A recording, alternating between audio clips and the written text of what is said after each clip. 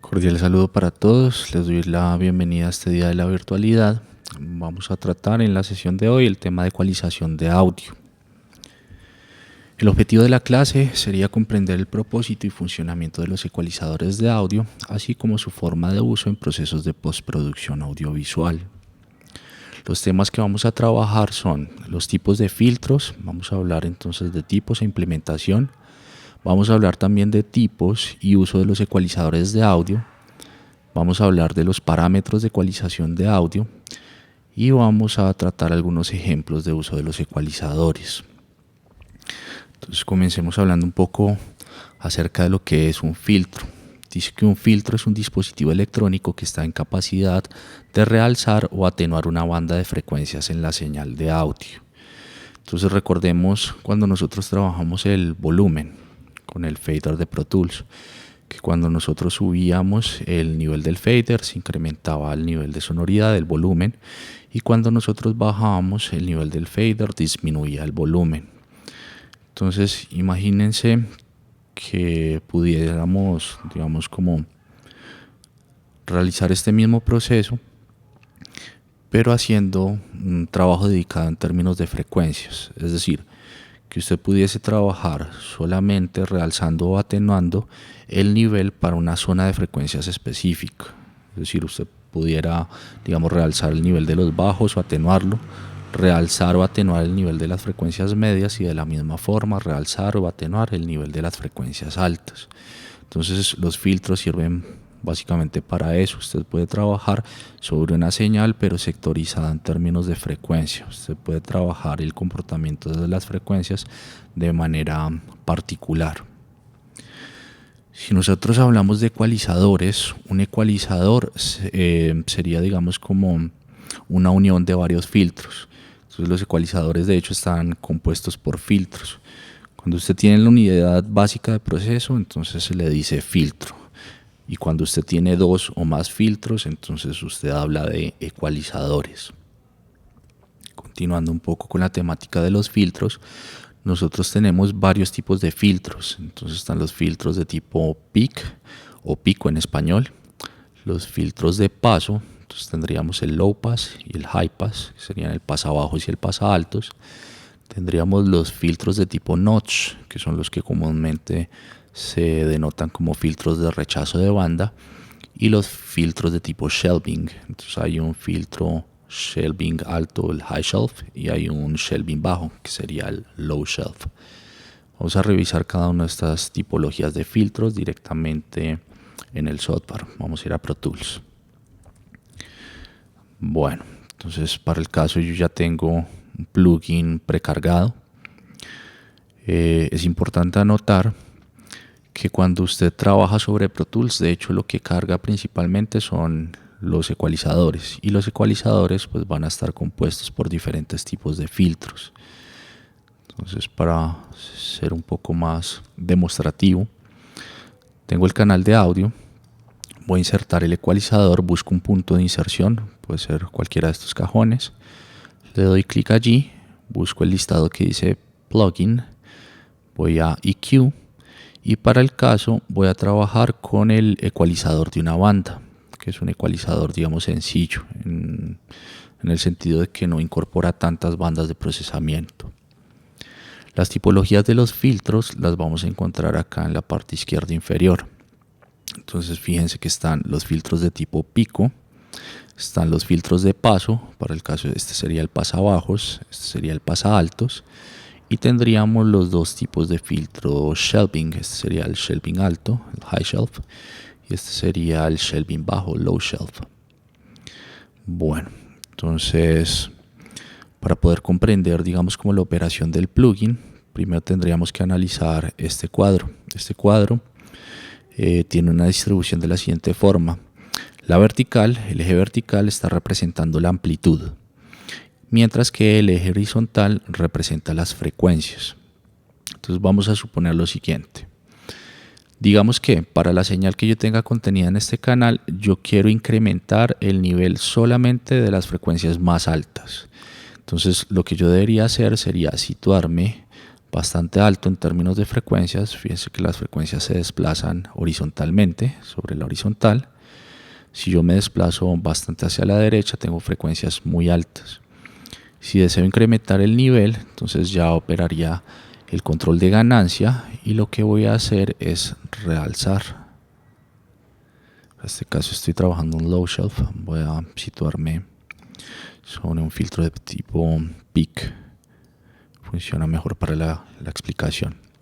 Listo, entonces fíjense que se genera como una especie de campana, y la campana lo que me está informando es que yo lo que estoy haciendo es incrementar el nivel. Fíjense que sobre el 0 yo incremento, por debajo del 0 yo disminuyo. El 0 quiere decir que no le estaría haciendo nada a la señal en términos de volumen, no le estoy entregando aporte en ganancia. Entonces cuando supero el 0 estoy aportando ganancia, y cuando me ubico por debajo del 0 estoy restando ganancia, resto nivel o volumen, pues si lo quieren asumir en términos de percepción. Listo. Si yo quisiera, por ejemplo, disminuir el nivel solamente de las frecuencias bajas, me podría ubicar en términos de frecuencia hacia la izquierda y restar en términos de ganancia. Si se nota, pues yo puedo controlar el plugincito directamente desde las perillas, o lo podría hacer directamente desde el nodo. El nodo lo que representa es la frecuencia de corte del filtro, es como el punto de operación, como el punto de referencia para la operación del filtro, del ecualizador. Bueno, entonces, como lo pueden observar, los filtros de tipo peak de hecho hacen tal cual lo que dice la definición de filtro. Me permiten realzar o me permiten atenuar una banda de frecuencias particular. Cuando se habla de banda, la banda se refiere a un grupo de frecuencias. De hecho, cuando usted incrementa el nivel o disminuye el nivel, no es que lo esté haciendo para una sola frecuencia, sino, como lo pueden observar, se genera una especie de campana, y lo que yo estoy haciendo es que estoy incrementando en este caso el nivel tanto de la frecuencia central, que es esta que aparece relacionada acá como 618 Hz, pero también estoy incrementando el nivel de las frecuencias laterales, ¿sí? Entonces frecuencias un poco más bajas que 618 Hz y un poco más altas que 618 Hz también se van a ver afectadas. Más adelante vamos a hablar de el parámetro de ancho de banda para que puedan comprender mejor esta situación. Bueno, tengo también los filtros de paso. Entonces, tendría el filtro pasabajos y tendría el filtro pasaltos. ¿Qué hace el filtro pasabajos? Entonces, como su nombre lo indica, él deja pasar las frecuencias más bajas que la frecuencia de referencia, así que el punto donde se ubica el nodo, y no les hace nada, es decir, ni realza su valor en términos de ganancia, ni disminuye su valor en términos de ganancia. Entonces prácticamente las deja intactas. ¿Qué hace con las frecuencias que son más altas que la frecuencia de referencia, que la frecuencia de corte de filtro? Esas frecuencias más altas sí tiende a disminuirlas en términos de nivel de una manera bastante agresiva. Entonces, cuando se habla de filtros de paso de bajos, usualmente también se habla de filtros de corte de altos. Entonces, que le digan a usted o a ustedes filtro de corte de altos, básicamente es lo mismo que decirles filtro de paso de bajos. Entonces me deja pasar las frecuencias más bajas que la frecuencia de referencia sin afectar su ganancia, pues, y frecuencias más altas que ella sí las atenúa. De hecho, las atenúa de manera bastante dramática. Continúo la explicación con los filtros de paso de altos. Los filtros de paso de altos esta vez me dejan pasar las frecuencias más altas que la frecuencia de referencia, cortando aquellas frecuencias que sean más bajas. Es decir, el filtro de paso de altos no toca en términos de nivel las frecuencias que superan la frecuencia de referencia, que están a la derecha de la frecuencia de referencia, y en cambio van a atenuar las frecuencias que están a la izquierda de la frecuencia de referencia. Las van a atenuar de manera bastante dramática. Bueno, tendríamos el filtro notch, que acá, olvidé de pronto mencionarlo hace un momento. El filtro de tipo notch o rechazo de banda es un filtro que tan solo me permite quitar, digamos, el contenido en frecuencias para una zona bastante particular. Él esta vez no opera realzando, sino opera solamente atenuando. Tener un filtro de tipo notch es bastante similar a tener un filtro de tipo peak, solo que sería, digamos, una especie de filtro negativo. Y en términos de las frecuencias que pueda afectar, son muy pocas las frecuencias las que este afecta. De hecho, este parámetro lo vamos a revisar en un rato. Es el parámetro de ancho de banda. El ancho de banda supone qué tantas frecuencias afecto yo cuando incremento o disminuyo el valor del nivel de la frecuencia. Entonces, si lo notan, el filtro peak con un ancho de banda bastante estrecho se parece mucho a lo que sería un filtro de tipo notch. El filtro de tipo notch me quita, digamos, un grupo de frecuencias muy cerrado. Me permite disminuir su nivel con bastante agresividad. Finalmente tengo los filtros de tipo shelf. Entonces tendría el filtro de tipo high shelf y el tipo low shelf. El filtro de tipo high shelf me permite tanto incrementar como disminuir el nivel de las frecuencias que superan la frecuencia de corte, la frecuencia de referencia. Es decir, yo siempre estoy trabajando, digamos, con frecuencias más altas que la frecuencia de corte del filtro. Mientras el filtro de tipo low shelf me permite trabajar con las frecuencias que son más bajas que la frecuencia de corte de filtro. También me permite, digamos, como realzarlas o de hecho me permite atenuarlas. Estas serían las 6 tipologías de filtros. Bueno, vamos a hacer, digamos, como una especie de paréntesis acá. Vamos a pasar directamente a hablar de los ecualizadores. Entonces, decíamos hace un rato que un ecualizador es un dispositivo que está compuesto por 2 o más filtros. De hecho, los ecualizadores tienen también, digamos, como tipologías. Vamos a analizar tan solo 2 de ellas. Vamos a hablar de los ecualizadores gráficos y de los ecualizadores paramétricos. ¿Cuáles serían los ecualizadores gráficos? Los ecualizadores gráficos usualmente están situados en la mayoría de los equipos de reproducción. De hecho, si en este momento yo salgo de la presentación y abro, digamos, iTunes, vamos a ver si lo encuentro por acá.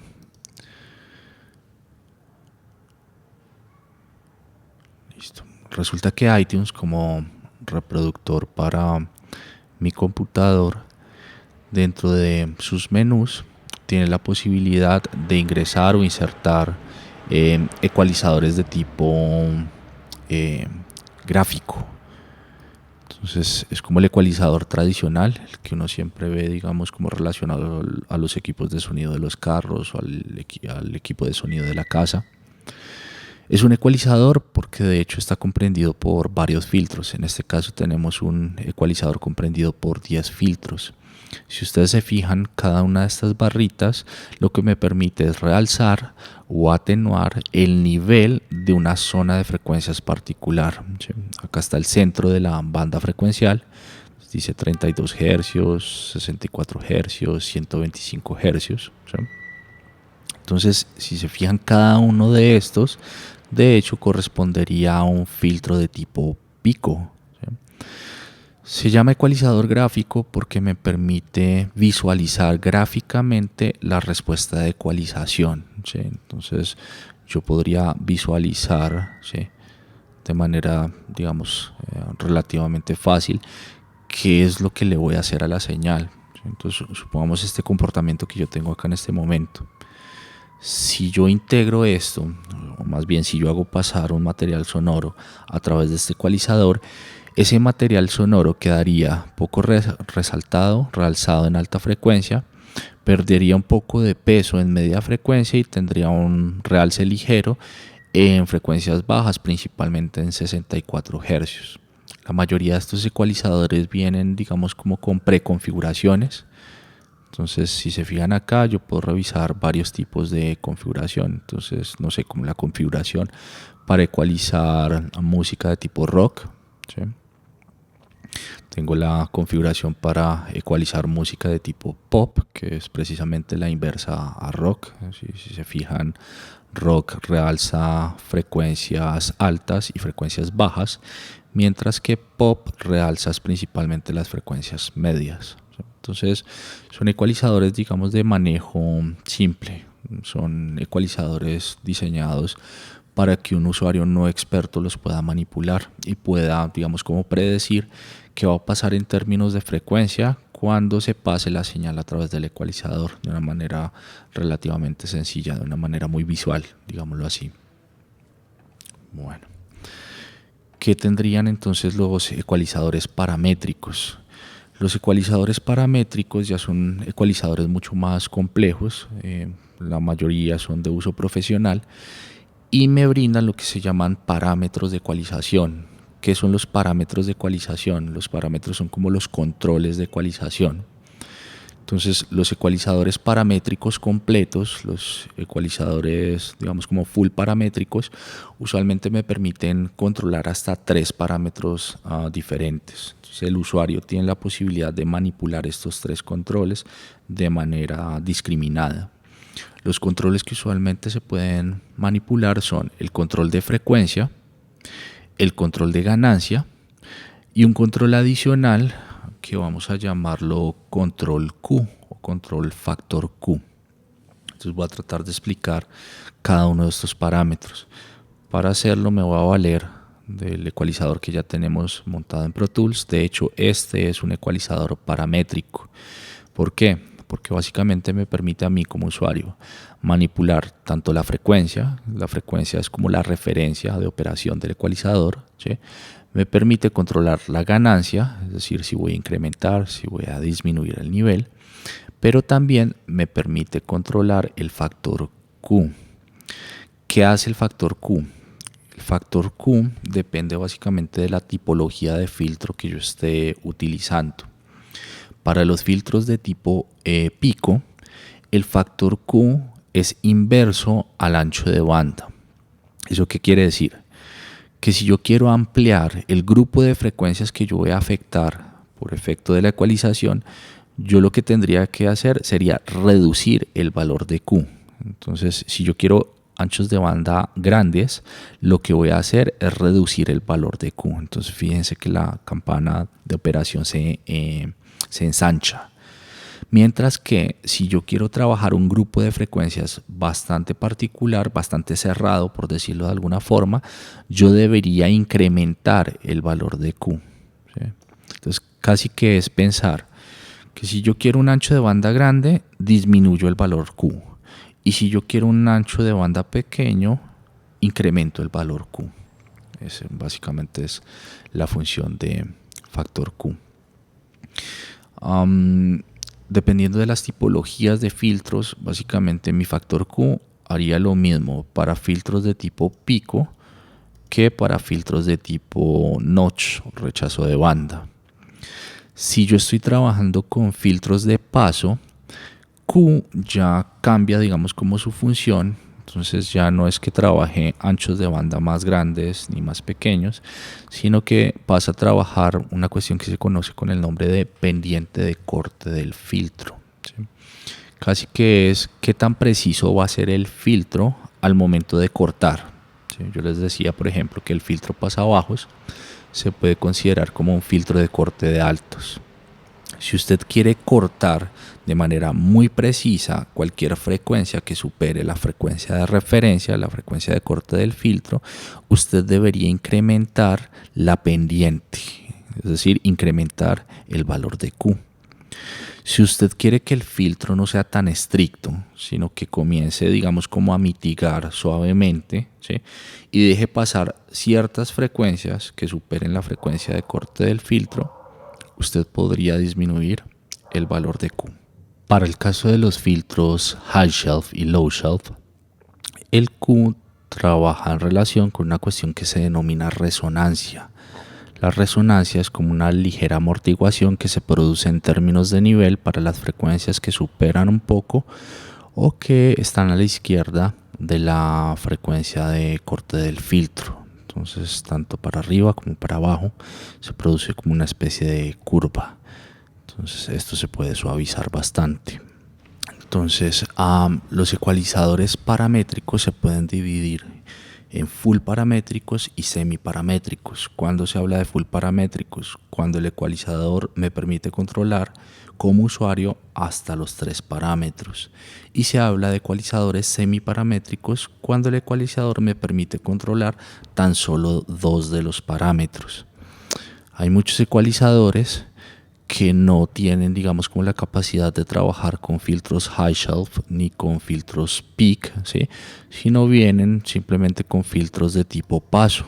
Entonces, en ese caso, si se fijan, los filtros de tipo paso me permiten solamente trabajar el factor Q y trabajar frecuencia, ¿sí? Es decir, tan solo 2 de los parámetros.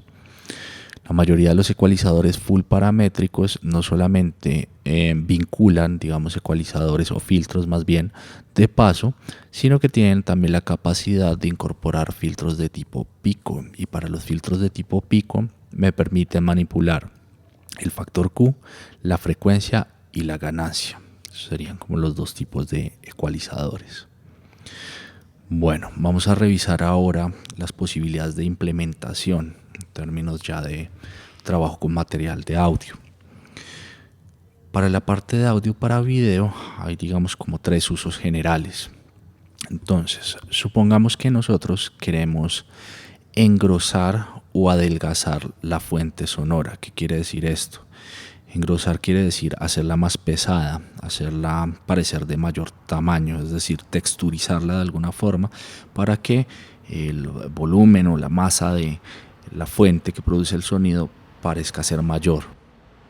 Para esto, usualmente se puede trabajar, sobre todo en términos de frecuencias bajas, incrementando el nivel de las frecuencias. Entonces, si se fijan, yo tendría, digamos, como varias opciones para hacerlo.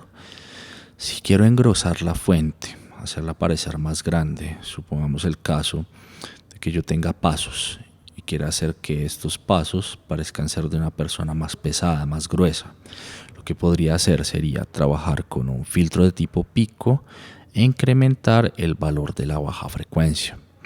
Eso también lo podría lograr con un filtro de tipo low shelf. Si se fijan, el filtro de tipo low shelf también me permite incrementar el valor de la baja frecuencia. Si yo quiero hacer lo contrario, hacer que la fuente parezca ser más delgada, menos pesada, es decir, más liviana, o digamos adelgazarla de cierta forma, yo lo que podría hacer sería restar peso en la baja frecuencia. Entonces, usualmente quitándole peso en bajos, yo hago que la fuente parezca ser más liviana, parezca ser más delgada. Lo puedo hacer, por tanto, con filtros también de tipo low shelf, solo que ahora rechazando un poco el valor de las frecuencias bajas, o podría lograrlo también con un filtro de tipo peak, pero con ganancia negativa y situado en baja frecuencia. Bueno, una segunda condición de aplicación sería cuando yo deseo simular cerramientos. ¿Qué es un cerramiento? Un cerramiento básicamente es un obstáculo entre la fuente que produce el sonido y el punto donde está el observador o el espectador acá en este caso. Entonces, suponga usted el caso de que la fuente que produce el sonido está en el interior de un carro, pero usted, que es el observador, en este caso el escucha, está afuera del carro y todas las puertas y ventanas del carro están completamente cerradas.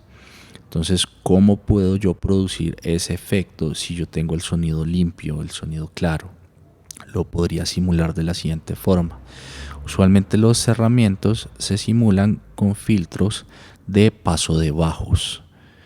Entre más fuerte, entre más pesado sea el cerramiento, es decir, entre más hermético esté cerrado el carro, entre las puertas sean más gruesas o las ventanas sean más gruesas, usualmente yo debo bajar un poco más la frecuencia de corte del filtro. Eso quiere decir que entre más pesado sea el cerramiento, lo que puedo hacer es desplazarme más hacia la izquierda. Lo que voy a estar haciendo ahí en ese caso es rechazando más frecuencias altas cada vez, digamos como un ancho de banda frecuencial alto cada vez más grande. Si quiero simular un cerramiento muy liviano, lo que puedo hacer es llevar la frecuencia a un valor, digamos, más alto. Si quiero pasar todo el sonido cual si no existiera el cerramiento, pues simplemente abro por completo el filtro en términos de frecuencias. Entonces lo que estaría haciendo ahí sería pues, restándole nada en términos de energía al material de audio. Una tercera condición sería cuando usted desea simular altavoces, ¿sí? Entonces, suponga que usted tiene el sonido puro, el sonido claro, el diálogo, y usted quiere simular que ese diálogo está pasando a través de un celular y la cámara está captando el sonido que sale del celular. Entonces, este tipo de efectos usualmente se recrean con filtros de paso de altos. Entre más alta sea esta vez la frecuencia de corte del filtro, usted lo que va a estar haciendo es representar un parlante con peores condiciones de reproducción. Eso quiere decir que pues entre peor sea el parlante o entre más pequeño sea el parlante que usted quiere representar, la frecuencia de corte del filtro tiene que ser cada vez más alta. Si usted tiene un equipo de sonido de muy buena fidelidad y de tamaño considerable que reproduzca muy bien los bajos, usted simplemente podría hacer que la frecuencia de corte del filtro sea cada vez más baja, es decir, en este caso estaría pasando mucho más material de audio. Entonces estos serían, digamos, como los 3 casos de ejemplos a aplicar. Cuando deseo engrosar o adelgazar fuentes, ¿sí? Entonces trabajo principalmente con la baja frecuencia. Cuando quiero simular cerramientos, entonces puertas, ventanas, paredes, el hecho de estar adentro de un cuarto y tener la fuente acústica en el exterior, ¿sí? Eso se trabaja usualmente con filtros de paso de bajos. Y cuando quiero simular speakers, entonces el sonido que sale a través de la televisión, el sonido que sale a través de un megáfono, el sonido que sale a través de un celular, los trabajo usualmente con filtros de paso de altos. Bueno, hasta acá llega pues la explicación. Espero que les haya agradado. Y ya pues la recomendación sería leer la página del Día de la Virtualidad. En la parte inferior hay unas instrucciones para poder desarrollar una tarea. Entonces ese día pues recuerden que nosotros los profesores los vamos a estar acompañando a través de un chat. Entonces la idea es que revisen este video y las dudas que vayan surgiendo nos las vayan comentando en el horario de la clase a través de ese chat. La tarea la tienen que subir, se sube en la parte baja de la página del Día de la Virtualidad. Básicamente lo que tienen que hacer es construir un documento, al menos de una página. Van a trabajar con las personas que usualmente trabajan en sus grupos de práctica, las personas con las que vienen desarrollando la sonorización del video. Y lo que van a hacer es que, situándose en el contexto del video que vienen trabajando, me van a explicar un caso, me van a describir un caso y van a plantear una solución en términos de texturizar el sonido de maneras diferentes, utilizando precisamente ecualizadores y filtros. Entonces usted se va a situar en un caso específico en el video que usted está trabajando con sus compañeros y van a hacer una descripción de cómo solucionarían, digamos, como una textura sonora, cómo solucionarían, digamos, un problema aplicando precisamente filtros y ecualizadores.